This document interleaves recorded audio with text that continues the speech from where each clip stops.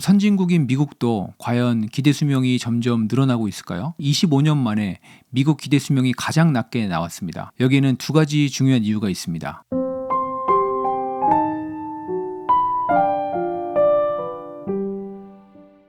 안녕하세요. 미국 사는 김 교수입니다.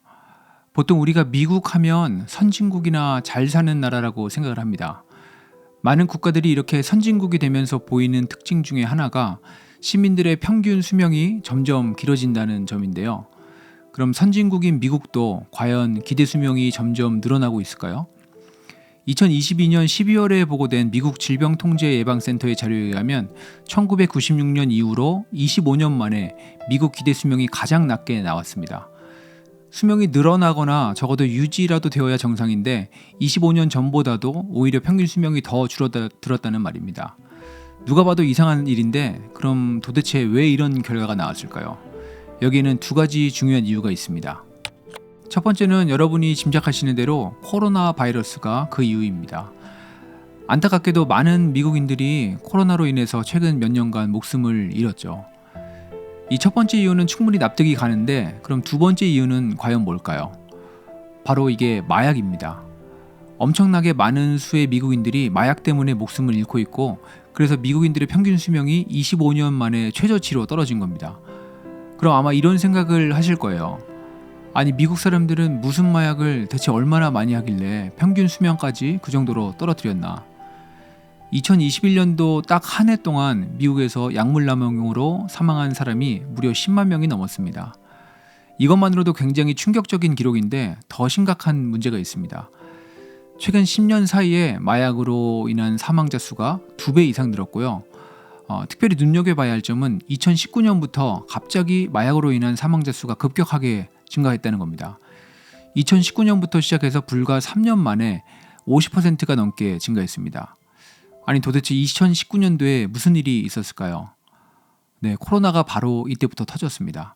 코로나가 번지기 시작하면서 많은 사람들이 스트레스를 받게 됐고 그러면서 마약에 점점 더 많이 손을 댄 것으로 보입니다. 코로나 이후로 미국 MZ세대를 포함한 젊은 층의 사망 원인 1위가 바로 마약 중독입니다. 마약으로 인한 사망 건수가 코로나, 자살, 교통사고보다도 월등히 높게 나왔고 더 큰 문제는 그 증가 추세가 엄청나게 가파르다는 겁니다. 여기까지 설명을 들으셨다면 아마도 이렇게 생각하시는 분들이 계실 겁니다.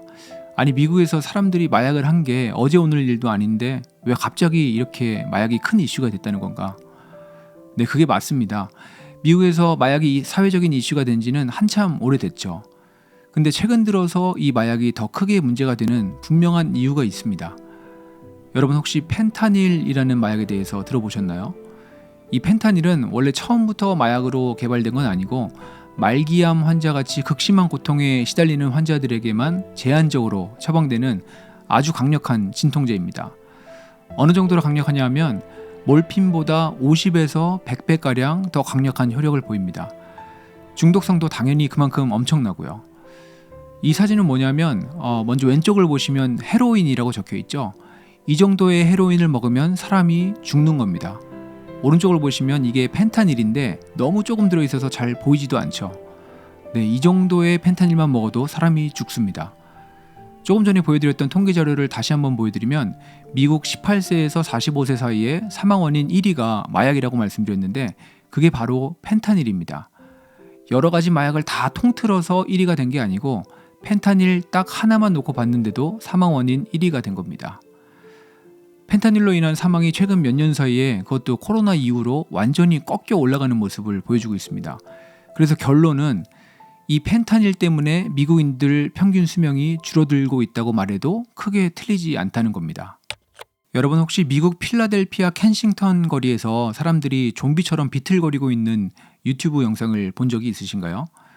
그 사람들이 주로 하는 게 바로 이 펜타닐 합성 마약입니다.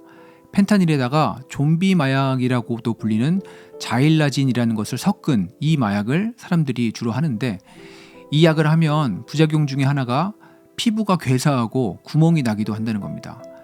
그리고 심해지면 썩은 신체 부위를 절단해야 하는 경우까지 가게 되는데 심지어 절단을 하면서까지도 약을 끊지 못하고 계속 하다가 결국은 목숨까지 잃게 되는 경우가 많습니다. 처음에는 켄싱턴 거리처럼 일부 장소에서만 이 약이 유행을 하다가 코로나를 거치면서 불과 몇 년 만에 이제는 미국 전역에 이 펜타닐 합성 마약이 거의 다 뿌려진 상태입니다. 앞으로 미국이 어떻게 될지 정말로 걱정이 많이 됩니다.